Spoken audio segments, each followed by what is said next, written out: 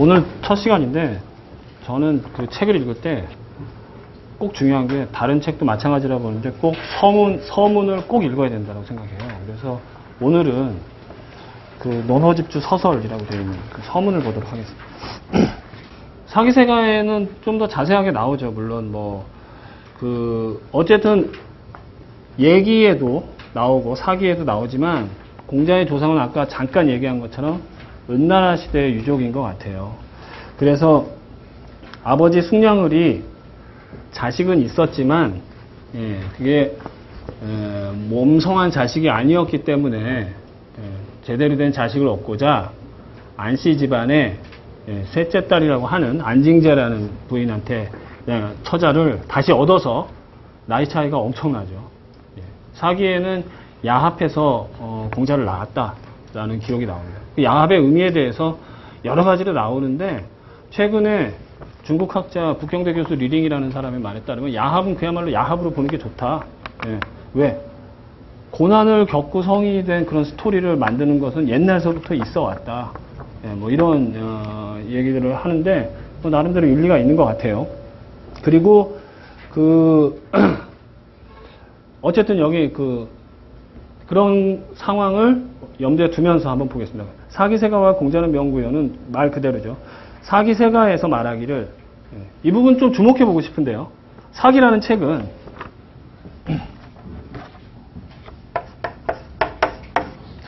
구성이 어떻게 되어 있냐면 천자들의 이야기를 다룬 파트, 그걸 본기라고 부릅니다. 그 다음에 제후들의 이야기를 다룬 파트, 춘추전국시대 제후들, 그걸 세가라고 불러요. 그 다음에 뛰어난 인물들에 대해서 쓴 전기, 그걸 열전이라 불러요.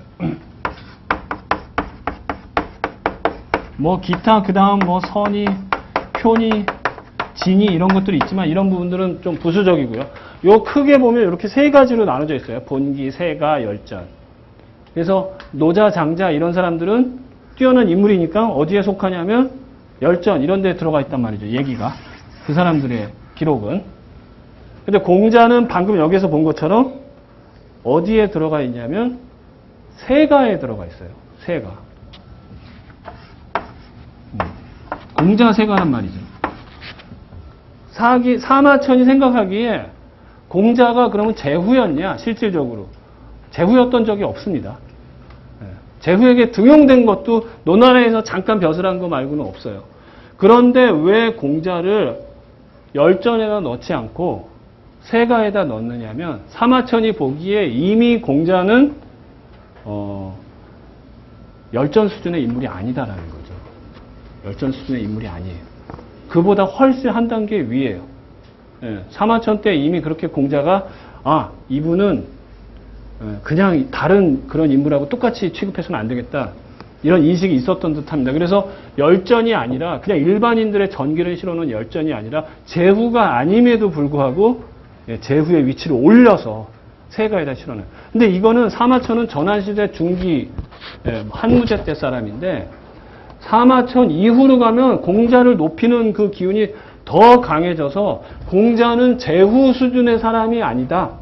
이분은 왕이다. 이런 왕이지만 실질적으로 진짜 왕이 아니었기 때문에 소왕이다. 소복을 입은 왕, 하얀 옷의 왕이다. 관직이 없는 왕이다 해서 왕으로까지 올라가고 그게 후한 시대에 이르면 그때는 이제 공자를 거의 신격화해서 공자는 숙량흘이 낳은 게 아니다. 숙량흘은 그냥 명목상의 아버지지 하늘의 상제가 안징제의 꿈에 나타나서 그렇게 같이 어울려서 나왔다. 상제의 자식이다. 뭐 이런 전설까지 만들어집니다. 근데 나중에 그 부분은 너무 과장이 심하니까 그거는 카트가 돼서 결국 지금 우리가 보는 사마천이 얘기한 그 수준에서 다시 얘기를 하지만 그 정도로 점점 공자의 위상은 높아졌다. 그래서 실질적으로 그 이후로도 성인이면 틀림없다라는 인식은 계속 가죠. 보겠습니다. 그래서 공자의 이름은 구구, 그 자는 중리다. 공자의 선조는 송나라 사람이다. 송나라라는 이 나라가 이 송이라는 나라가 주나라가 은나라를 멸망시키고 나서요. 주나라가 은나라를 멸망시키고 나서 옛날에는 옛날 그 중국에서는 제사를 끊지 않는다라는 그런 그 나름대로 내규가 있었어요. 어떤 나라를 멸망시키더라도 이 나라의 제사를 끊어버리지는 않는다. 그래서 이 나라의 그 자손들을 남겨서 다른 데다 봉해줘서 제사를 이어가도록 했습니다. 그게 은나라의 왕족들, 물론 은나라의 폭군 주는 죽였지만 거기에서 살아남은 좀 어진 왕족들에게 땅을 줘서 너네 은나라의 제사를 계속 이어가라 한 게 바로 송나라예요. 그래서 그런지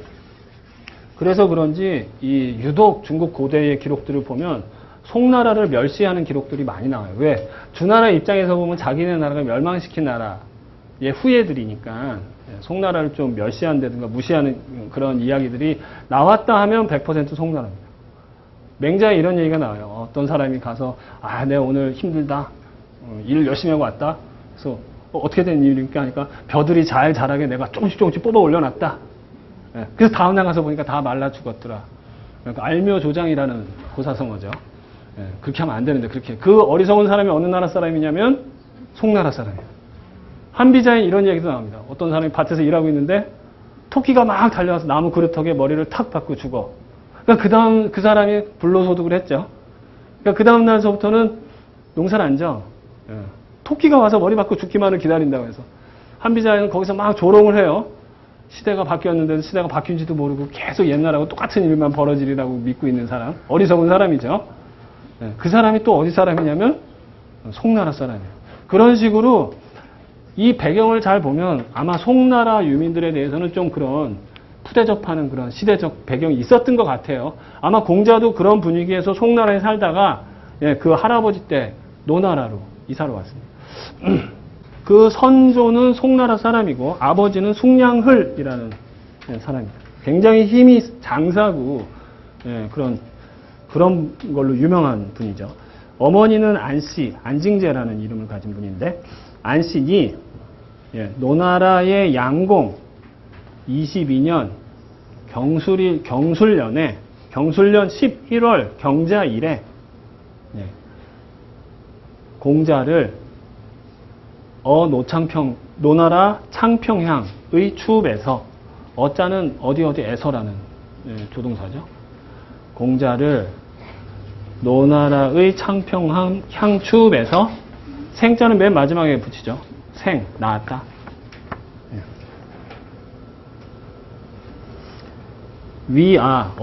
어린이로 자라서부터 놀이를 좋아하는데도 그 놀이에서는 항상 조두라는 거는 제사 그릇입니다. 이 제사 그릇들을 쭉 진열해 놓고 설 예용 그 예를 차려가는 그런 모습들을 진설해 놓는 그런 놀이를 하였다. 급장 자라서는 위리가 되었는데 관직에 올랐죠. 아마도 이 위리라는 거는 창고를 관리했던 관직 같아요. 그래서 창고를 관리하는 관직에 올랐는데 그 곡식의 그런 정확하게 재고 양을 하는 요량이라고 하는데 정확하게 곡식을 재고 이렇게 하는 게 완전히 공평했어요. 그리고 위 사직리에서는 사직리가 되어서는 이건 아마 가축을 담당하는 관리 같은데 가축들이 번식하였다. 아주 잘 번식했다는 얘기죠. 그리고 이 뒷부분은 적주하여서 주나라에 가서 문예어 노자하고 노자에게 예에 대해서 묻고 기반 아까 기자 우리 살펴봤던 그 갑골문에서 봤던 밥그릇에다 고개 휙 돌린 그 글자인데 이게 이미 기자죠. 돌아오니까 그 이후서부터는 이미 돌아오고 나서부터는 어떻게 되냐면 제자가 익진 더욱 늘었다. 그렇게 됩니다.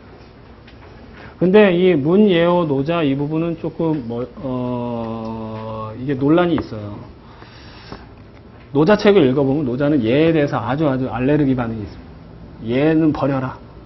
예는 쓰지 마라. 이렇게 얘기하는데 공자가 가서 예를 물었다라는 거는 아마도 역사적 사실이 아닐 것이다. 이렇게 보는 사람들이 많아요. 특히나 사기에서는 이런 기록들이 다 사기에 나오는데 사기를 지은 이 사마천은 자신의 역사관이 있어요. 역사책을 쓸 때 자기의 역사책을 쓰는 기준이 있었어요. 그게 뭐냐면 믿을 만한 사실은 믿을 만한 사실로서 전하고 의심스러운 사실은 버린다가 아니라 의심스러운 사실로서 전한다. 그런 방침을 가지고 사기책을 썼어요. 믿을 만한 얘기만 쓴 게 아니라 의심스러운 얘기도 써놨어요. 그럼 왜 그러냐면 사마천이 많은 부족해서 이게 사실인지 진짜인지 판가름할 힘이 없지만 후대에 분명히 뛰어난 사람이 나오면 내가 의심했던 부분을 판별해 주리라. 그런데 내가 만약에 이걸 쓰지 않는다면 그런 일이 있었는지 없었는지가 사라져 버릴 것이다. 사마천은 그렇게 생각했어요. 그래서 믿을 만한 부분은 믿을 만한 대로 전하고 의심스러운 부분은 의심스럽지만 전한다. 그런 방침을 가지고 사기책을 썼어요. 근데 그 부분이 가장 의심스러운 게 노자에 대한 얘기인데 이 노자에 대해서 사마천은 세 가지로 잘 모르겠는데 노자라는 사람은 이 셋 중에 한 명인 것 같다. 한 명은 뭐 이라는 사람으로 이 사람은 주나라의 사관이었는데 공자보다 선배로서 공자가 와서 예를 물었다. 그 에피소드를 하나 써놓고요.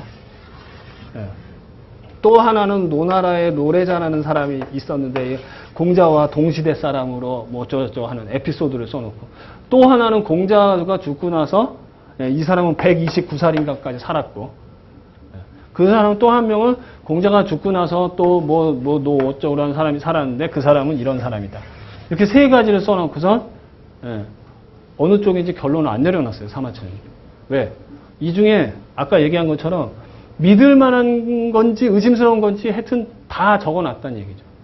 그러니까는 공자가 노자를 찾아가서 예를 물었다라는 건 첫 번째 사람인데 아마 이 이야기가 사마천도 이 이야기가 맞겠지 해갖고 첫 번째에 써놨겠지만 진짜 맞을까 어쩔까는 거기는 조금 생각을 더 해봐야 될 것 같습니다.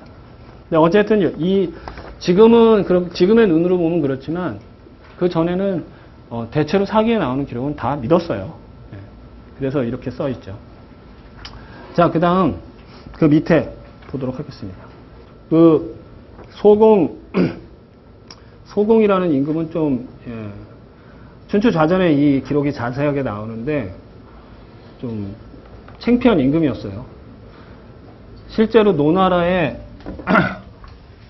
소공이 제후인데 노나라에 이 소공은 권력과 파워가 힘이 너무 약해. 그 밑에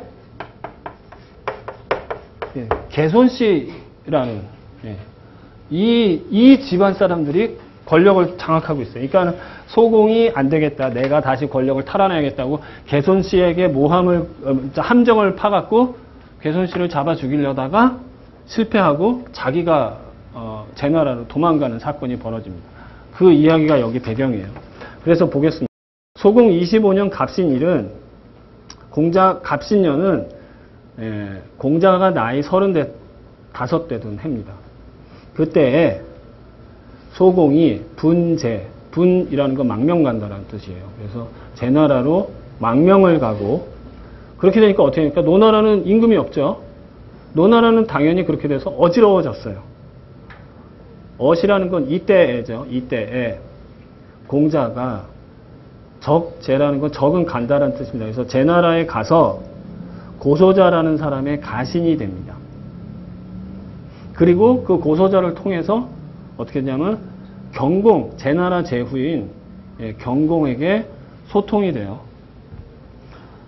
그때 경공이, 이 공이라는 건 제나라의 제후 경공이에요. 공자의 인물됨을 보고 이 사람은 우리나라에 써야겠다. 이렇게 생각해서 공자에게 욕이라는 건 뭐뭐 하고자 했다라는 뜻이죠. 봉이라는 건 봉해준다는 뜻이에요. 써있자는 뭐뭐를 가지고라는 뜻입니다. 그러니까 니게라는 지역의 밭을 가지고 공자에게 그 지역에서 그 벼슬을 하도록 봉해 주려고 하였는데 안영이 불가, 안 됩니다 라고 했다라는 거죠. 안영이라는 건 당시 제나라의 아주 뛰어난 신하였어요. 안영은 에피소드가 많아요. 근데 굉장히 키가 작고 외모도 좀 별로였던 사람 같아요. 그래서 초나라에 가서 그런 수모를 받았는데 멋지게 물리쳤다라는 에피소드 있고, 아마 읽다 보면 논어 중에 나올 테니까 그때 다시 한번 살펴보도록 하겠습니다. 안영이라든가 이 공자 시절에는 다른 나라에도 뛰어난 현신들이 있었어요. 그런 얘기는 논어를 비롯한 춘추좌시전이라든가 이런 책에 많은 에피소드들이 나오니까 그 본문 읽으면서 같이 나가기로 하고요. 안영이라는 신하가 불가라고 했어요. 그 불가라고 한 이유에 대해서는 아마도 안영이 이 공자가 등용됐다가는 내 위치가 어떻게 될지도 몰라 이렇게 생각했을 가능성도 있고, 제 나라에는 좀 그래 이렇게 생각했을 가능성도 있죠. 그러니까 안영이 안 된다 하니까 경공이 그래? 어떻게 해야 되지? 하는 그런 망설임을 보이니까 혹지라는 게 그거죠. 그 문제에 대해서 어떻게 되지? 하고 미혹됐다. 흔들렸다는 뜻이죠. 처음에는 봉해주려고 했는데 공자가 마침내 수라는 건 마침내죠. 그냥 결국 공자는 떠났다. 그리고 반호로 노나라로 돌아왔다. 이렇게 되죠. 정공 원년 임진년은 공자가 그때 43세 되던 해입니다. 계시가 완전히 참이라는 거는 제후가 아닌데도 그런 제후의 위치에 올라서 정치를 마음대로 하는 거죠. 그리고 계시만 그렇게 하는 것이 아니라 계시의 가신인 양호라는 사람이 또 난을 일으켜서 난을 일으켜서 정치를 자기 마음대로 전횡을 했어요. 전정이라는 건 정치를 마음대로 했다는 뜻이죠. 그래서 공자는 이 사람들에게서는 벼슬을 하면 안 되겠다. 그래서 공자는 불사, 이 사람들하고는 벼슬을 하지 않고 물러나서 수라는 건 닦았다는 거죠. 뭘 닦았냐면 시서예악을 더 수련을 하니 어떻게 되냐? 제자들이 더욱 늘어났더라. 중은 많아졌다는 뜻이죠. 그 밑에 보도록 하겠습니다. 예전에 어떤 학자가 이 부분을 가지고 그런 공자는 정치욕이 너무 많았어 이렇게 비판하는 글을 실었는데 어떤 내용인지 한번 보도록 하겠습니다. 9년 경자년에는 공자가 51세 되던 해입니다. 그때 공산분류라는 거는 사람 이름이에요. 공산분류라는 사람이 써있지 않은 뭐뭐를 가지고죠. B라는 지역을 가지고 반계시, 계시가 당시에 실권자니까 계시에게 모반을 일으킵니다. 그리고는 공자를 불렀어요. 그러니까 사실은 계시도 소공을 쫓아낸 정치를 완전히 자기 마음대로 한 사람이고, 그런 계시도 또 모반을 일으켜서 공산분류라는 사람이 그리고 공자를 불렀다는 얘기죠. 거기에 욕왕 공자님께서 가고자 하셨다. 아까 욕은 뭐뭐 하고자 했다는 거죠. 가고자 하셨다. 근데 조리라는 거는 끝끝내 이런 뜻이죠. 불행, 가지 않았다. 끝내는 가지 않았다. 결국은. 그래서 그런 케이스들이 종종 있어요. 누가 반란을 일으켜서 공자가 를 초대를 하니까 가려고 했었다. 근데 결국은 다 안 갔는데 그걸 갖다 놓고 정치욕에 물든 사람이다 이렇게 비판하는 경우도 있어요. 근데 우리 본문에서도 보면 알겠지만 공자님께서 거기에 가고자 했던 이유는 꿈이 있었어요. 내가 가서 옛날 동주 시절에 그런 천하가 태평했던 그 모습을 다시 이룩하고자 한다. 아마 그런 꿈을 이루기 위해서 가고자 하셨던 것 같습니다. 근데 결국은 가지 않았죠. 그리고 그 이후에 전공이 공자를, 이 전공은 소공이 죽고 나서 이제 정식으로 제후에 오르는데, 소공은 결국에는 자기네 노나라로 돌아오지 못하고 밖에서 죽어요. 그리고 나서 전공이 즉위를 하는데, 노나라 제후로 전공이 공자를 중도의 제로 삼았다는 뜻입니다. 이 공자 위 중도제는, 이는 공자를 가지고니까 공자님을 위 중도의 재상으로 삼았다. 그러니까 1년 만에 어떻게 되느냐? 온 사방에서 공자가 다스리는 그게 모범이 되더라. 공자를 모범으로 모시더라. 본받다라는 뜻입니다. 수의 사공, 그리고 마침내는 사공이 되고 또 대사구가 됐어요. 그리고 10년 신축에 전공을 보자 해서, 전공을 보자 해서 제나라 군주 경공하고, 아까 그 나왔던 그 경공이죠. 하고 협곡에서 만났어요. 회맹을 하였는데, 이때 실제로는 제나라에서는, 제나라가 노나라보다 훨씬 강대국이니까 여러 가지 요구하려고 만났는데, 이것도 춘추자전 등의 기록에 따르면 공자가 올바른 얘기로 말로, 무력이 아닌 걸로 설득을 해서 오히려 침략해간 노나라 땅, 노나라의 침지를 침략해갔던 땅을 귀로 노나라에 돌려주었다. 이렇게 돼요. 제나라 사람이. 제인이라는 거는 춘추에서 그거를, 춘추의 필법이라는 게 있어요. 춘추 필법.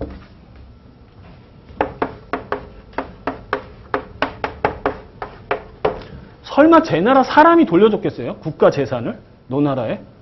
그렇지 않죠. 돌려줄 수 있는 권한을 가진 건 제나라에 누구냐면 경공 한 사람 뿐이에요.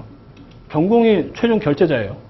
그러니까 당연히 제공이니까 제후, 제공이라든가 제자라든가 제후라든가 뭐 이렇게 써야 될 걸 그렇게 쓰지 않은 이유는 제나라가 노나라를 침략해서 땅을 뺏은 행위는 잘못됐기 때문에 그 사람의 자귀를 쓰지 않고 사람 인자를 써갖고 그 사람을 깎아내린 거예요. 춘추는 글자 하나를 가지고 그렇게 사람을 칭찬하기도, 잘한 행위를 했으면 그 사람이 갖고 있는 실제 등급보다 높여서 불러주고, 잘못한 행위를 했으면 그 사람이 갖고 있는 자귀를 깎아내려서 그냥 평민으로 만들어서 불러버리는. 이거 지금 춘추의 문장을 그대로 가져와서 제인 이렇게 된 거예요. 제인이 노나라에다가 침략한 땅을 돌려줬다라고 되어 있지만 실제로는 제경공이 돌려준 거죠. 이 글자 하나만 봐도, 제인이란 글자만, 한 글자만 봐도 제나라 경공이 침략해서 노나라 땅을 뺏은 행위가 잘못된 행위구나, 이런 걸 알 수 있다는 거예요. 왜 춘추를 그렇게 썼느냐, 글자를 그렇게 한 글자 한 글자에 의미심장한 뜻을 부여하면서. 그거는 춘추를 정리한 사람이 공자인데 뒤에 나옵니다. 근데 공자가 춘추만 읽어도 정치를 어떻게 해야 되겠다는 걸 알 수 있도록 글자 하나하나의 의미를 다 담아서 썼다라고. 글자는, 말은 짧지만 미언, 그 안에 담겨져 있는 뜻은 크다 해서 대의라 부릅니다. 춘추는 그래서 미언대의라 불러요. 보겠습니다. 제나라 사람이 침략한 땅을 노나라에 돌려주었고요. 12년 계묘 이래는 중유, 제자인 중유는 자로죠. 기회가 되면 공자 제자에 대해서는 한 파트로 몰아서 같이 쭉 보고 싶은데, 제가 여태까지 공자의 제자들에 대해서 쭉 읽어본 결과 제일 매력적인 인물은 이 자로라는 사람 같아요. 정말 읽으면 읽을수록 감동적이더라고요. 자로가 개씨의 재상이 되어서 삼도라고 해서 개씨, 개손씨, 맹손씨, 숙손씨가 노나라의 이 세 실력자인데, 그 사람이 갖고 있었던 성들을 다 허물려고 했어요. 이 타라는 거 허물다니까.